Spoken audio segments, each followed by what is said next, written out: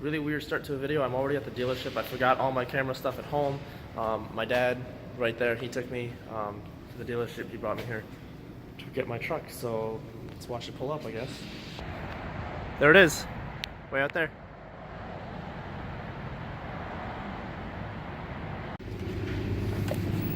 All right, there it is. And there's a Mustang, which looks awesome. I love the white and black. Ah, it's my truck. Nice and loud. Parts in the bed? Nope, it's right here. It's not. It's more rusty than greasy. All right. Okay. Okay, thank you. Alrighty. Have a good one, guys. You need a leather just to get in. Okay, I got the truck back. I'm not gonna do any talking here. I'll see you guys when I get my camera back because I completely forgot to grab my camera.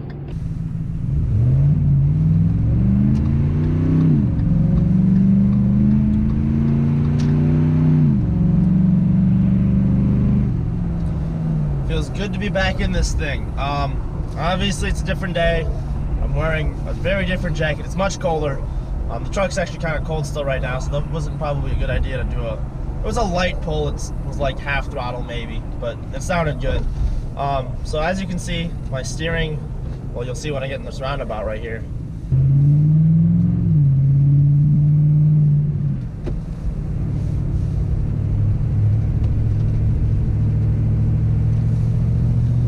Yeah, I mean, my steering works again. So I want to apologize for when I dropped off the vehicle. It was just like a random, I want to say mood swing. I was still upset that I was dropping off the vehicle.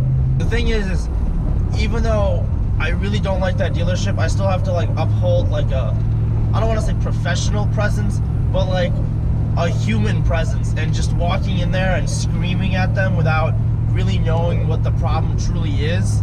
Well, I can't really do anything. I'm turning the camera, but like there's a freaking Lambo and it's below freezing right now in the middle of, well, it's not the middle, but it's November, and if I know my Lamborghinis correctly, that was a Huracan. I'm sorry, that was an Aventador. I don't really know my Lamborghinis very well, so I apologize for those of you who do and say I'm an idiot for not knowing that was... It was either a Huracan or a Aventador. I'm pretty sure that was an Aventador, but I might be wrong. So yeah, I'm sorry about that like random mood swing at like the end of the video. I was still pretty upset. What ended up happening was it wasn't a power steering pump, but I was still pretty pissed about, you know, the way that they treated me at that dealership. And honestly, I'm still don't like that dealership, and I would not have, you know, taken this problem to the dealership if I knew it wasn't a power steering pump, guys. It was a lower steering shaft. If I would have known that it was not the power steering pump and that it was the lower steering shaft, I would have gone to a completely different dealership. I really don't like the way that dealership handles things, and like, for example, just this time, when I picked the truck up, it's currently Sunday.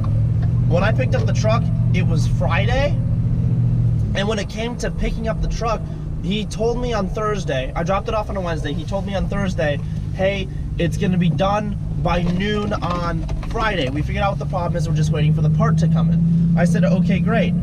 At around 11:30, I had called and said, hey, wait, I forgot to mention, don't drive the truck through the car wash because the bed liner at the bottom will destroy your brushes, and I don't want the plastic dip ripped off. They didn't run it through the car wash, so I mean, he either got my message or that dealership doesn't have a car wash. Another thing is though, I called him at 2 o'clock and he didn't pick up then either. And then when I showed up to the dealership to pick up my truck, because it was on my way back from school anyway, when I went to go pick it up, he wasn't there, he was on lunch. Like, whenever I attempted to communicate with him, he wasn't there, he wasn't picking up, and you know, if you have one bad seed, that sucks, but you know, that one person is clearly how the way the dealership is ran, and I'm not gonna continue to go to a dealership that's ran so poorly.